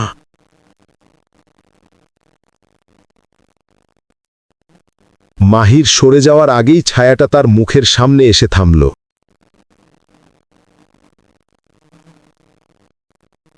তার নিঃশ্বাসে মৃতদের গন্ধ, পচা মাটির গন্ধ, আর কিছু অদ্ভুত বিষাক্ত কষ্টের শ্বাস।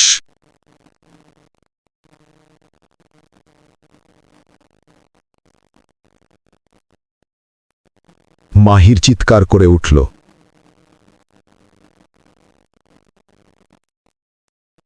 কিন্তু মৌলবী তার সামনে দাঁড়িয়ে হাত উঁচু করে তীব্র কণ্ঠে কালাম পড়তে লাগলেন। ছায়াটা থেমে গেল, কাঁপতে লাগল, চোখ দুটি আরো লাল হয়ে গেল,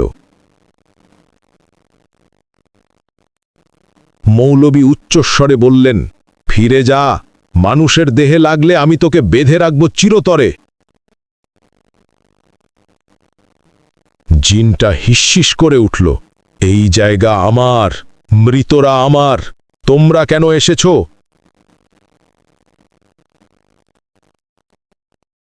মাহিরের শরীরকে অধিকার করতে চাইল। ছায়াটা হঠাৎ দুই ভাগ হয়ে গেল, এক ভাগ মৌলবীর দিকে, আরেক ভাগ সোজা মাহিরের বুকে ধাক্কা মারল।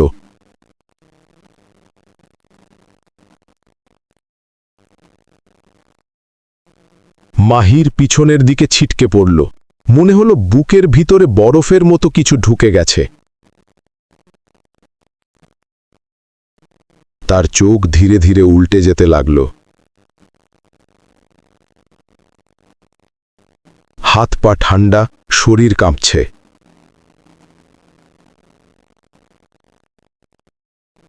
সে ফিসফিস করে বলল, হুজুর, আমার শরীরে কিছু ঢুকছে, ঠান্ডা ঠান্ডা। মৌলবী চিৎকার করে বললেন, চোখ বন্ধ করো না, তাহলেই ও ঢুকে পড়বে। মাহির চোখ খোলা রাখার চেষ্টা করছে, কিন্তু খুব কঠিন।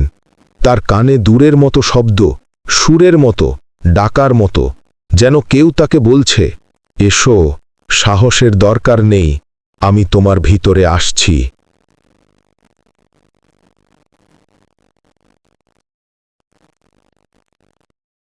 মাহির ঠোঁট কাঁপতে কাঁপতে বলল, ওটা আমাকে ডাকছে হুজুর। মৌলবী দ্রুত একটা তসবির দড়ি তার হাতে ধরিয়ে দিলেন। এটা শক্ত করে ধরো, যতক্ষণ ধরে রাখবে সে ঢুকতে পারবে না।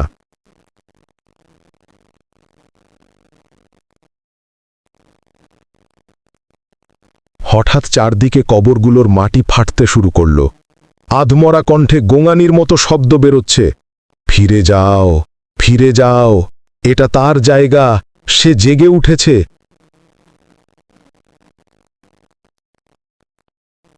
মাহির অজ্ঞান হয়ে যাওয়ার উপক্রম হচ্ছে।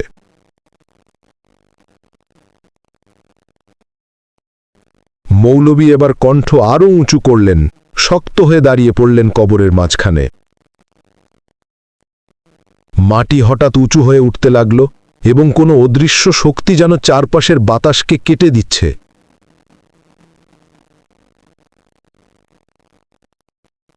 মাটির ভিতর থেকে ধোয়ার মতো, ছায়ার মতো আরও কিছু বেরোতে লাগল, ছোট ছোট জিন, মুখহীন, শুধু হাত পা, কিন্তু দৌড়াতে দৌড়াতে ছুটে যাচ্ছে মৌলবীর দিকে।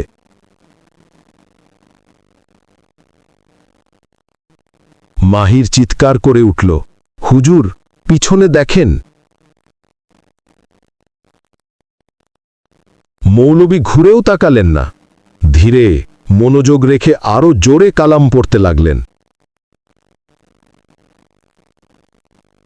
তার শব্দ যেন কবরস্থানের চারদিক অদ্ভুতভাবে অন্ধকার হয়ে উঠল। মনে হচ্ছিল কেউ পুরো আকাশটাকে কালো কাপড় দিয়ে ঢেকে ফেলেছে। দূরে কুকুরের হাওয়া হঠাৎ থেমে গেছে, পেঁচা আর ডাকে না, বাতাসও নেই। মনে হচ্ছে যেন পৃথিবীটাই নিস্তব্ধ হয়ে গেছে। মাহির শ্বাস নিতে পারছে না। তার বুকের ভেতর এখনো ঠান্ডা একটা ছায়া ঘুরছে, যেটা ওকে দখল করতে চেয়েছিল। সে তসবিটা দুই হাতে ধরে আছে, কিন্তু হাত কাঁপছে। মৌলবী কুদরত আলী ধীরে মাটিতে বসে তাবিজ থলে খুলে কিছু বের করলেন। একটা পুরনো লোহা খোদাই করা দণ্ড। দণ্ডটার মাথা ত্রিকোণা আকৃতির, আর তাতে সূক্ষ্ম আরবিতে আয়াত লেখা। মাহির অবাক, হুজুর, এটা কি? মৌলবীর চোখ কঠিন। এটা নামহীন জিন দমনে ব্যবহৃত পুরনো দণ্ড। এই কবরস্থানে যে আছে সে সাধারণ জিন নয়, সে বহু বছর ধরে এখানে অবস্থান করছে। মাহির গিলে ফেলল, মানে সে আগে থেকেই এখানে থাকে? মৌলবী মাথা নাড়লেন। এই কবরস্থানে বহু বছর আগে নাকি এক জিনকে বেঁধে রাখা হয়েছিল। যারা বাঁধে তারা আর বেঁচে থাকেনি। সেই জিন মুক্ত হয়নি, কিন্তু পুরো স্থানটা তার নিয়ন্ত্রণে চলে গেছে। মাহির চোখ বড় হয়ে গেল। মানে আমরা এখন তার জায়গায় দাঁড়িয়ে আছি? মৌলবী শান্তভাবে বললেন, এ কারণেই সে ক্ষিপ্ত। হঠাৎ একটা শীষের মতো শব্দ উঠল। শুরুতে মনে হলো বাতাস বয়ে যাচ্ছে, কিন্তু ধীরে ধীরে শব্দটা ঘন হয়ে উঠল। একই সঙ্গে হাজার মানুষের কান্না, গোঙানি এবং হাসির মিশ্র ধ্বনি। তারপর গাছের নিচের অন্ধকার থেকে ছায়াটি আবার উঠল। এবার আর আগের মতো নয়, ছায়াটি এখন মানুষের দ্বিগুণ লম্বা, কাঁধ প্রশস্ত, হাতগুলো মাটি ছুঁয়ে আছে। শরীর যেন ছাই, ধোঁয়া আর রক্তের মিশ্র রূপ। একটু পরপর আকার বদলে যাচ্ছে। চোখ দুটো জ্বলন্ত অঙ্গারের মতো। তার মুখের জায়গায় ছিল শুধু এক গভীর গহ্বর, একটি অনন্ত অন্ধকার। সেই গহ্বরের ভেতর থেকে আওয়াজ এলো, মানুষ, তোমরা ভুল জায়গায় এসেছ। মাহির স্থির হয়ে গেল। তার মনে হচ্ছিল এই রূপ দেখে মানুষই পাগল হয়ে যেতে পারে। জিনটা বড় বড় শ্বাস নিল, আর প্রতিবার শ্বাস নিলে বাতাস তাকে দিকে টেনে নিচ্ছে, যেন চারিদিক তার দিকে ঝুঁকে পড়ছে। মৌলবী দণ্ডটা সামনে তাক করে উচ্চস্বরে তলাম পড়তে লাগলেন। হঠাৎ দণ্ড থেকে হালকা সোনালি আলো ছড়িয়ে পড়ল। জিনটা শক্ষে পেছনে সরে গেল, একটা তীক্ষ্ণ চিৎকার করল, থামো। কবরস্থানের মাটি কেঁপে উঠল। কবরের উপর রাখা মাটিগুলো ধুলো হয়ে বাতাসে উঠে গেল। মাহির কঠিনভাবে গাছ ধরল, যাতে পড়ে না যায়। মৌলবী আবার বললেন, তুই মানুষের দেহ দখল করতে পারবি না। জিনটা গর্জে উঠল, 100 বছর পর কেউ সাহস করে এ জায়গায় আসেনি, আজ কেউ ফিরেও যাবে না। হঠাৎ নিচের মাটি ফুলে উঠল।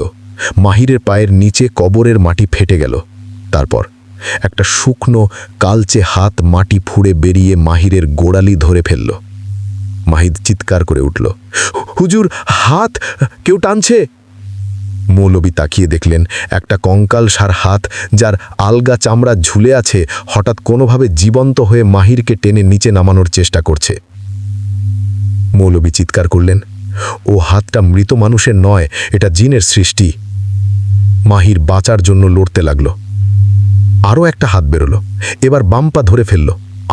আরও মোট 3টে পচা হাত তাকে কবরের দিকে টেনে নিয়ে যাচ্ছে। মাহির চিৎকার করে, আমি পড়ে যাচ্ছি। জিনটা দূর থেকে হাসছে, নিয়ে যাব, তাকে আমার করে নেব। মৌলবী দণ্ড তুলে মাটিতে জোরে আঘাত করলেন। একটা বিস্ফোরণের মতো আলো বেরোলো দণ্ড থেকে। শুকনো হাতগুলো পুড়ে কালো হয়ে ধোঁয়া হয়ে মিলিয়ে গেল। মাহির হাঁপাতে লাগলো প্রাণ বাঁচানোর মতো। জিনটা এবার রাগে পাগল। সে গাছের ডালে উঠে দাঁড়ালো, তারপর পুরো আকাশে ছায়ার মতো ছড়িয়ে পড়ল। কবরস্থানের চারদিকে অন্ধকার চক্রাকারে ঘুরতে লাগল। সব আলো নিভে গেল, চাঁদের আলো, তারার আলো, এমনকি মৌলবীর দণ্ডের আলো দুর্বল হয়ে গেল। মাহির আতঙ্কে বলল, হুজুর, আলো কেন কমে যাচ্ছে? মৌলবী দাঁতে দাঁত চিপে বললেন, ও আলো খেয়ে নিচ্ছে, আমাদের অন্ধকারে আটকাতে চায়। অন্ধকার এত ঘন হয়ে উঠল যে 2 হাত দূরত্বও দেখা যাচ্ছে না। মাহির মৌলবীর হাতও ঠিকমতো দেখতে পাচ্ছে না।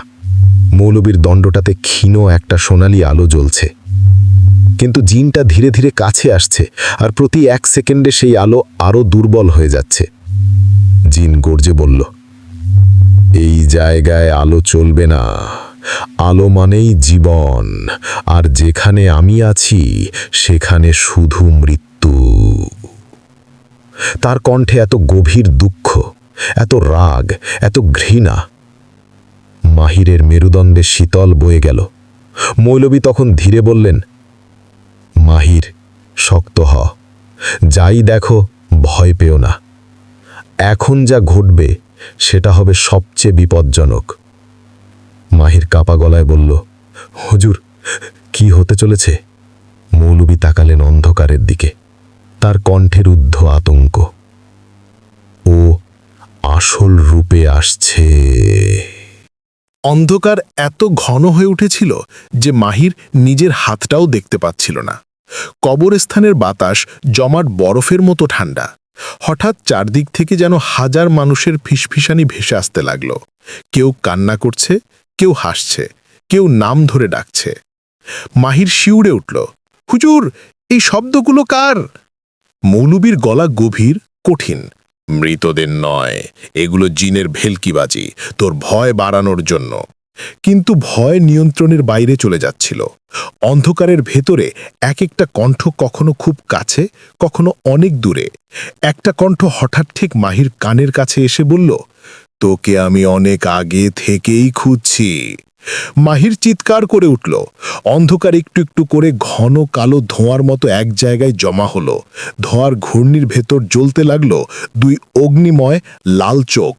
ধোঁয়া ঘন হয়ে মানুষের থেকেও বৃহৎ এক অবয়ব নিল।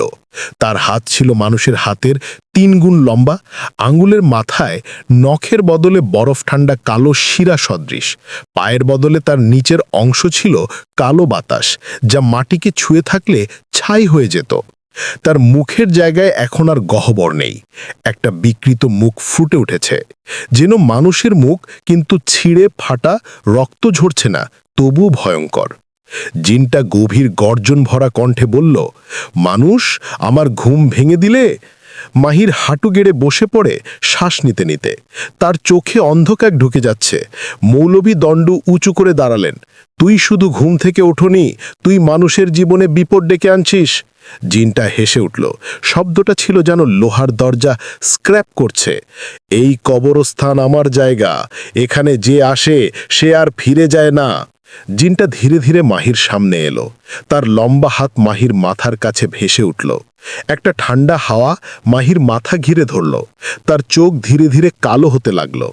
মাহিরের কণ্ঠ কাঁপছে, হুজুর, আমার মাথা ভারী, চোখ বন্ধ হচ্ছে। মৌলবী গর্জে উঠলেন, চোখ বন্ধ করবি না, ওর দখলে হয়ে যাবি। কিন্তু জিনটা এবার সরাসরি মাহির কানে ফিসফিস করল, তুই দুর্বল, তোর ভয় আমার খাদ্য, আমাকে প্রতিরোধ করতে পারবি না। মাহিরের পুরো শরীর বরফ হয়ে যাচ্ছে। মনে হচ্ছে কেউ তার বুকে ঢুকে শরীরটা দখল করে নিচ্ছে। জিনটা হাসছে, তার চোখের আলো আরো তীব্র। একবার ভেতরে যেতে পারলে আমি ওর ভেতর থেকেই তোকে আঘাত করব মানুষ। মাহিরের গলা ভারী হয়ে গেল। সে বলল, হুজুর, আমি হারিয়ে যাচ্ছি। মৌলবী দণ্ড দুহাতে ধরে জমাট কণ্ঠে বললেন, মাহির, তসবিটা শক্ত করে ধর। মাহির অচেতন হওয়ার আগেই তসবিটা আঁকড়ে ধরল। মৌলবী উচ্চ স্বরে শক্ত কালাম পড়লেন। মাটি কাঁপতে লাগল। হঠাৎ দণ্ড থেকে বের হলো এক প্রচণ্ড সোনালি আলো, যেন আকাশ ভেদ করে নেমে এসেছে। জিনটা চিৎকার করে উঠল, হা, আলো, এই আলো আমি সহ্য করতে পারি না। মাহিরের মাথা থেকে ধোঁয়ার মতো ছায়া বেরিয়ে গেল। সে পড়ে গেল, কিন্তু অচেতন হয়নি। জিনটা 2 হাত চোখে ঢেকে পেছনে সরল, কিন্তু তার রাগ আরও বেড়েছে। হঠাৎ ধাম, মাটি ফেটে গেল। যেদিকে তাকানো যায়, কবরগুলো উপরে উঠে মাটি ছড়িয়ে দিচ্ছে। মৃতদের শিরশিরে আওয়াজ চারিদিক, নিও তাকে, নিও তাকে, সে নরম, সে ভীত। জিনটা গর্জে বলল, মানুষ, তুই আলো ব্যবহার করলি, এবার দেখ আমি কি করতে পারি। জিন তার হাত দুটো আকাশের দিকে ছুড়ল। আকাশে বজ্রপাত হলো, কিন্তু কোনো আলো নেই। কালো বজ্র, কালো বিদ্যুৎ দপদপ করে কবরস্থানে পড়ে আগুনে পরিণত হচ্ছে না, বরং কবরগুলোর পাথর গলিয়ে দিচ্ছে। মাহির তাড়াতাড়ি পিছিয়ে গেল। মৌলবী দ্বন্দ্বটা শক্ত করে ধরলেন। তার মুখে কোনো ভয় নেই, শুধু লড়াইয়ের প্রস্তুতি। জিনটা এবার চোখ দুটো বন্ধ করল। চারিদিকে অদ্ভুত হ্যালোসিনেশন শুরু হলো। মাহিরের সামনে হঠাৎ দেখা গেল তার নিজের মায়ের চেহারা, রক্তাক্ত ভাঙা মুখ। মা বলছে, বাবা, আমাকে বাঁচা, আমি মারা যাইনি, আমাকে নিয়ে যা। মাহির কান্না করে বলল, মা। মৌলবী চিৎকার করে উঠলেন, ওর দিকে তাকাবি না, ও জিনের কল্পনার সৃষ্টি। কিন্তু জিনটা আরও নিকৃষ্টভাবে হাসল। তারপর মৌলবীর সামনে দেখা গেল একটা ছোট্ট বাচ্চা কাঁদছে, রক্তে ভিজে। বাচ্চাটা বলছে, হুজুর, আপনি আমাকে বাঁচাননি। মৌলবীর হাত কেঁপে উঠল। তিনি চোখ বন্ধ করে ফিরে দাঁড়ালেন। জিনটা তৃপ্তির হাসি দিল, তোমাদের ভয়, তোমাদের দুঃখ, তোমাদের হতাশা, সবই আমার শক্তি। অন্ধকার আরও গাঢ় হয়ে উঠল। মৌলবী ধীরে বললেন, এবার শেষ ধাপ, জিনটা গর্জে উঠল, হ্যাঁ, শেষ ধাপ, আজ তোমাদের বিচার হবে। কবরস্থানের গাছগুলো হঠাৎ পাতা ফেলে শুকিয়ে গেল, মাটি ফেটে লালচে হয়ে উঠল। কোথাও আগুন নেই, তবু গন্ধ আসছে পোড়া। মাহির দাঁড়াতে পারছে না। মৌলবী দণ্ড সামনে এনে বললেন, এখন যা হবে সেটা মৃত্যুর চেয়েও ভয়ঙ্কর। জিনটাও এগিয়ে এলো। এখন দুজনের মাঝে দূরত্ব মাত্র কয়েক কদম। এটাই হবে সরাসরি মুখোমুখি সংঘর্ষ। কবরস্থান এখন আর মানুষের জায়গা মনে হচ্ছিল না। মাটি ফেটে ছাই বেরোচ্ছে, গাছের ডাল কাঁপছে বাতাস ছাড়াই। আকাশে কালো বজ্রপাত ঠকঠক করে পড়ছে, কিন্তু আলো নেই। এটা যেন পৃথিবী নয়, অন্য এক ভয়ঙ্কর মাত্রা। মাহির শ্বাস নিতে কষ্ট পাচ্ছিল। সে গাছের গুড়িতে হেলে আছে, চোখে ভয়, মুখ ফ্যাকাশে। জিনটা ধোঁয়ার মতো ভেসে উঠল। তার চোখ এখন পুরো লাল, মুখে এমন হাসি যেন মৃত্যুকেই উপহাস করছে। মানুষ! তার কণ্ঠ অন্ধকার ভেঙে বেরিয়ে এলো। আজ কেউ ফিরবে না। মৌলবী কুদরত আলী ধীরে সামনে এগোলেন। দণ্ড দুহাতে ধরে গম্ভীর গলায় বললেন, ওয়াদায়া, আজ তুই বেঁধে পড়বি। জিনটা থেমে গেল, তার চোখ বড় হয়ে উঠল। আমার নাম?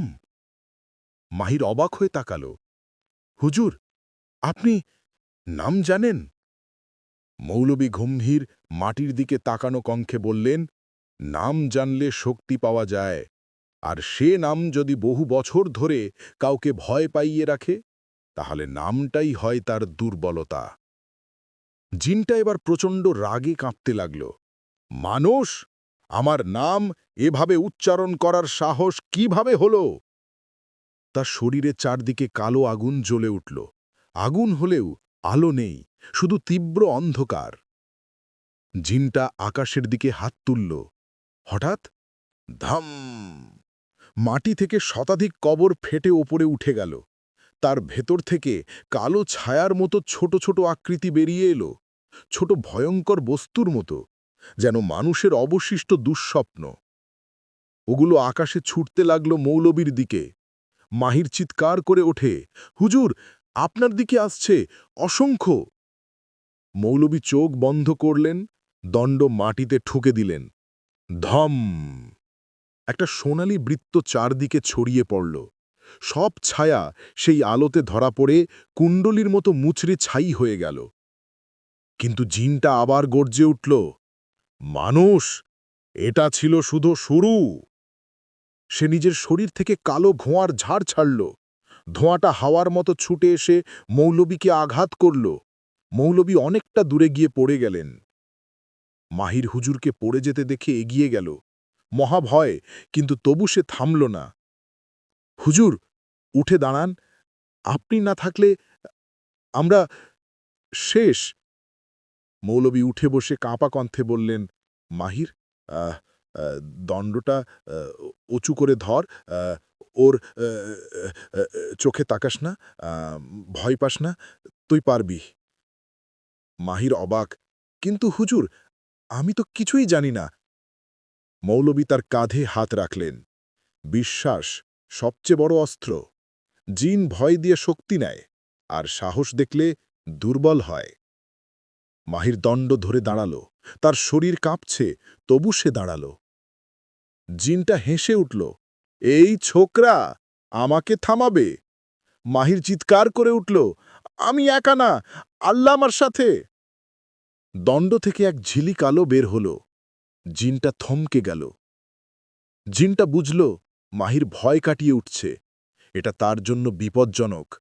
সে আরও ভয় দেখাতে এগিয়ে এলো।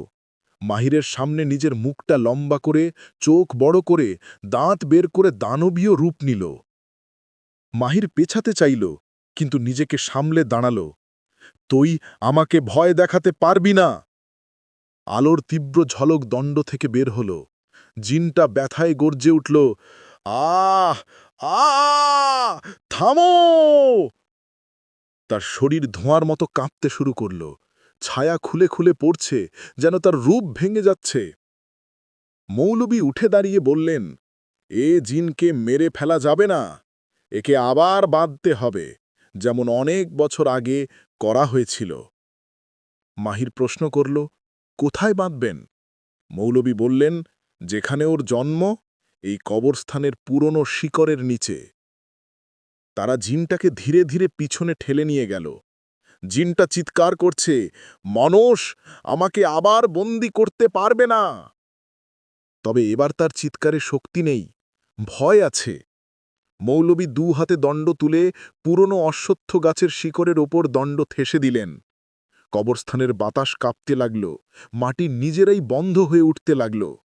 জিনটা ধোঁয়ার মতো ছুটে এসে দণ্ড ভাঙতে চাইল, কিন্তু আলো তাকে পিছনে ঠেলে দিল। মৌলবী শেষ কালাম পড়লেন, দণ্ড থেকে তীব্র আলো বের হল। জিনটা ব্যথায় আর্তনাদ করে উঠল, না, না, আমাকে অন্ধকারে ফেরিও না। তার শরীর ধোঁয়া হয়ে গিয়ে গাছের শিকড়ের ভেতরে ঢুকে গেল। মাটি নিজে নিজেই বন্ধ হয়ে গেল। এক মুহূর্তে পুরো কবরস্থানের অন্ধকার মিলিয়ে গেল। আকাশ পরিষ্কার, চাঁদ আবার আলো দিল, সব শান্ত। মাহির হাঁপাতে হাঁপাতে বলল, হুজুর, শেষ? মৌলবী ক্লান্ত গলায় বললেন, হ্যাঁ, আপাতত। মানে? মৌলবী গাছের দিকে তাকিয়ে বললেন, জিন মারা যায় না, শুধু বেঁধে রাখা যায়। একদিন কেউ আবার ভুল করবে, আবার ও জেগে উঠবে। মাহিরের শরীর ঠান্ডা হয়ে গেল। মৌলবী হাঁটা শুরু করলেন। চল, এই জায়গায় বেশি থাকা ঠিক না। যে কবরস্থান অন্ধকার দেখেছে, সেখানে আলো বেশিক্ষণ টিকে না। দুজন ধীরে ধীরে কবরস্থান ছেড়ে বেরিয়ে গেল। পেছনে শুধু ঠান্ডা বাতাস, আর অশ্বত্থ গাছের নিচে মাটি খুব হালকা কেঁপে উঠল, যেন কেউ ভেতর থেকে হাসল।